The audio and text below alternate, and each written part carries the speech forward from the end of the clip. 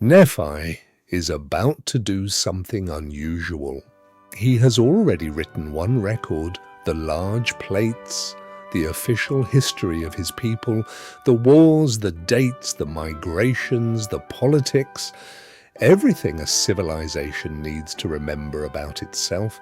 But God tells him to make a second set of plates, smaller, more personal, and to engrave on them the things of his soul. The things of his soul. What you are about to read in 2 Nephi 11 through 30 is not history. It is testimony. It is a man who has seen the future of the world in vision and prophecy in the words of Isaiah, sitting down and writing it out for a generation he will never meet. That generation is us, and Nephi knew we were coming.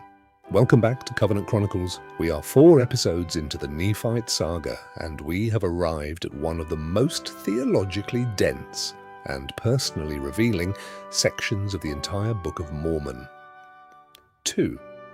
Nephi 11 through 30 is Nephi at his most deliberate. Every word was physically engraved into metal plates. There was no backspace, no rough draft that gets thrown away. What he engraved was chosen with the full knowledge that it would survive for 2,500 years and be read by millions of people in a world he could see in vision but could barely describe in words. This section has 3 major movements. First, Nephi's testimony of Christ, a declaration so direct it challenges the common assumption that the Old Testament world didn't understand the gospel. Second, more Isaiah, but this time with Nephi as our guide, telling us exactly how to read it. And third, Nephi's own prophecy of the last days, the restoration, the coming forth of the Book of Mormon, and the spiritual condition of the generation that would receive it. That last part is the one most people don't realize is there. Nephi saw us. He prophesied about us, and what he said is both a warning and an invitation. Nephi begins chapter 11 with a statement that should make any careful reader stop and pay attention. He says, "I, Nephi, saw his glory, and I am encircled about eternally in the arms of his love." This is not a metaphor. This is a man who has seen Jesus Christ, not in the distant future, not as an abstract theological concept, but in direct personal vision, with a clarity that leaves no room for interpretation. Nephi has seen the Lord, and everything he is about to write flows from that encounter. Then Nephi does something structurally fascinating. He invokes 3 witnesses, himself, his brother Jacob, and Isaiah, 3 separate people from 3 separate contexts who have all testified to the same thing, that Christ will come, will be rejected, will atone for the sins of the world, and will rise again. In the ancient Jewish legal tradition, a matter was established by the testimony of 2 or 3 witnesses.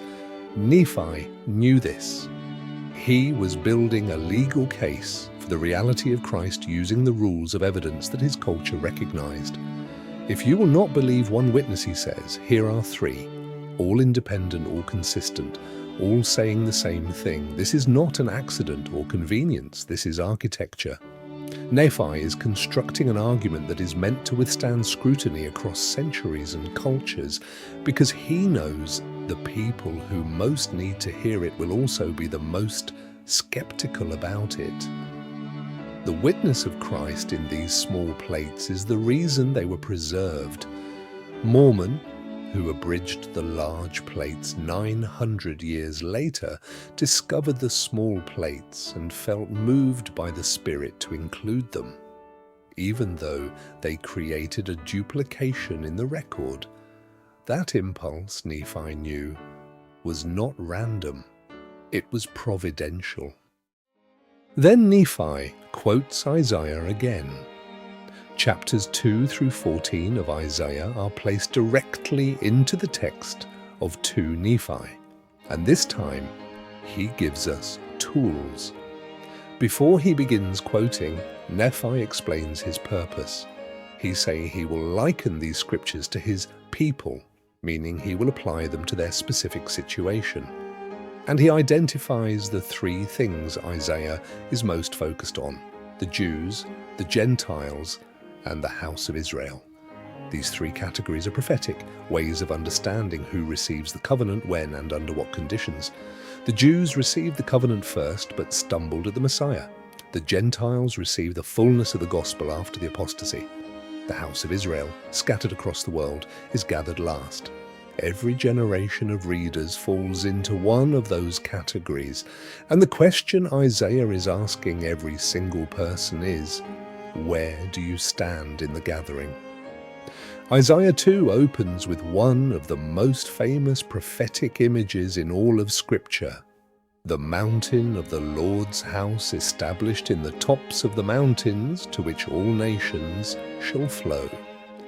Latter-day Saints recognize this as the Salt Lake Temple, built in the Rocky Mountains, exactly where Brigham Young was told to lead the pioneers.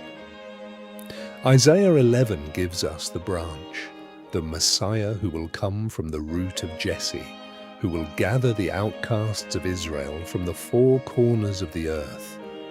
Nephi reads this as the second coming.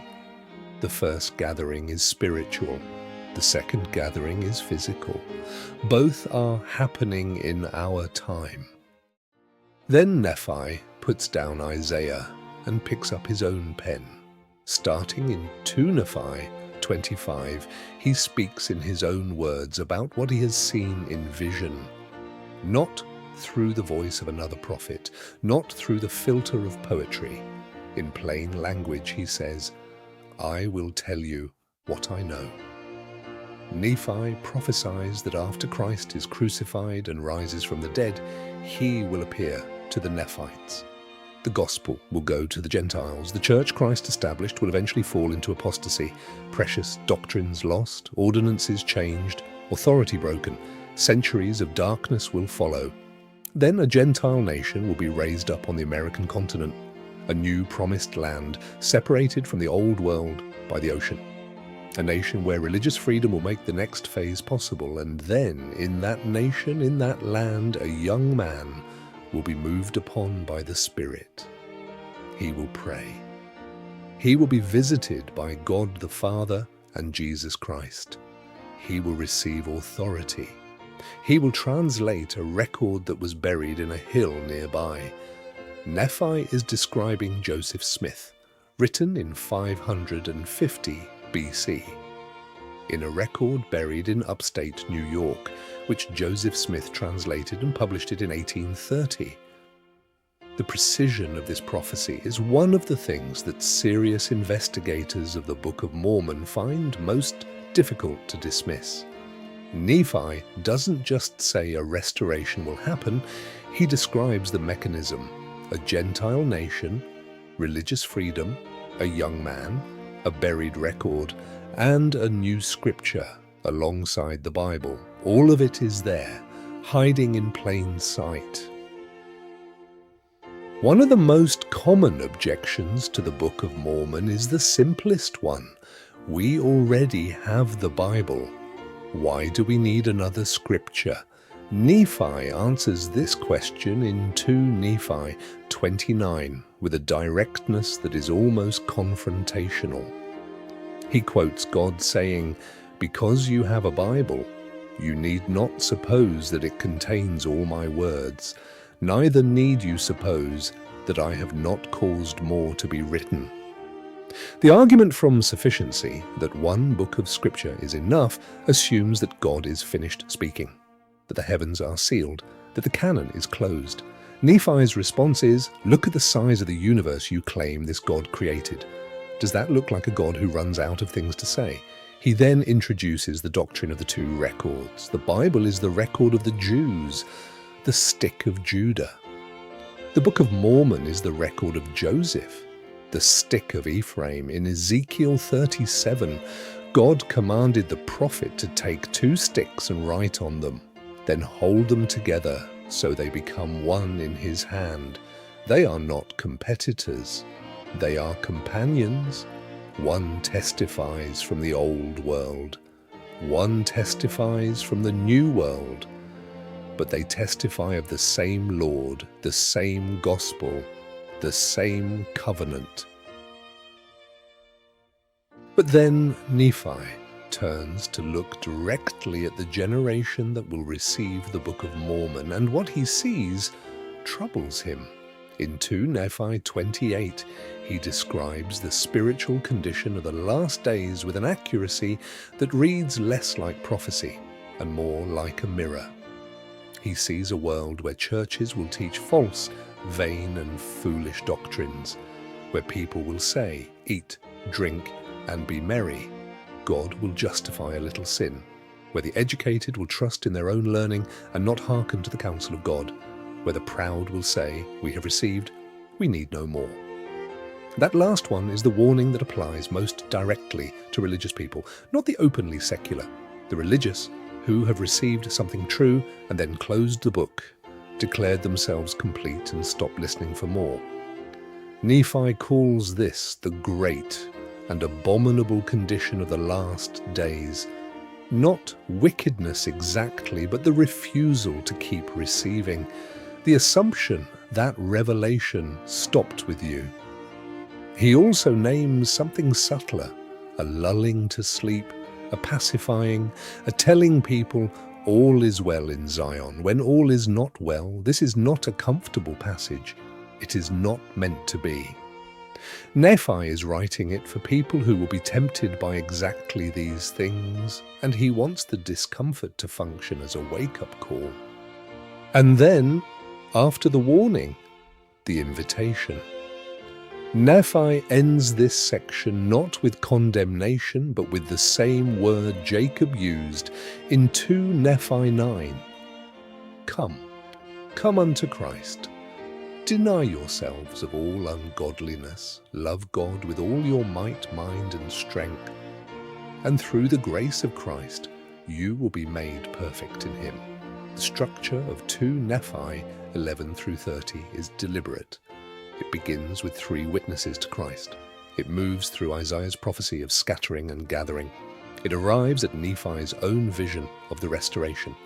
It confronts the reader with a warning about their own spiritual condition. And then it opens a door. Every element of this section is designed to do one thing: move the reader from intellectual acknowledgement to personal decision. So Nephi does not end with more information. He ends with an invitation, because information without invitation is just history. And Nephi did not do all the work of engraving these plates to write history. He wrote them so that the people who hold them, you, would choose. 2 Nephi 11 through 30 is the record Nephi was commanded to make specifically for our generation. He saw us. He warned us. He invited us. The 3 witnesses he assembled, Nephi, Jacob, and Isaiah, all say the same thing. Christ is real. The atonement is real. The gathering is real. The record you're holding is real. What you do with that testimony is the question Nephi spent his entire life asking. Don't walk the wilderness alone. Subscribe.